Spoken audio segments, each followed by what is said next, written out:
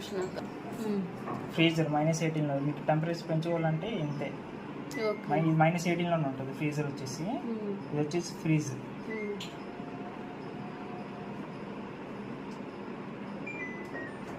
3 seconds unlock 3 seconds పట్టుకొని పెట్టుకుంటే unlock అయిపోతుంది.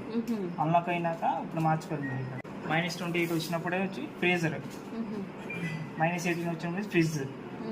ఇది నొక్కి పట్టుకుంటే కన్వర్టబుల్, అంటే మామూలుగా వచ్చి అన్ని పైది కూడా ఫ్రిడ్జ్ లాగా వచ్చింది. అంతే. ఇంకా అంతేనా ఆప్షన్స్? ఇంకేముంది. ఇది ఎప్పుడు 18లోనే ఉండాలా? 18లో ఉంచుకోండి.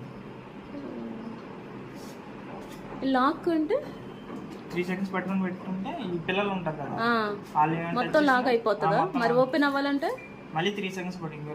లాక్ సింబల్ ఉన్నప్పుడు ఏం పని చేయండి. Okay okay. మళ్ళీ 3 సెకండ్స్ పట్టుకొని ఉంటే అన్లాక్ అయిపోయింది.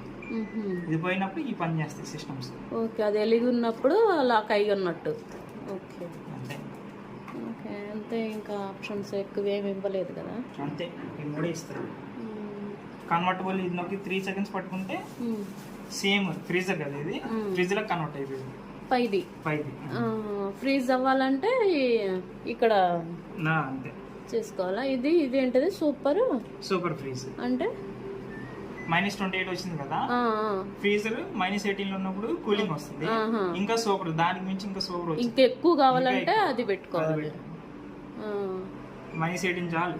ఇది సూపర్ కూల్ కింద దానికి. ఇది ఓహో, ఎక్కువ అవసరం అయితే అది కింద దానికి -1 చాలు, కింద 1 చాలు అసలు.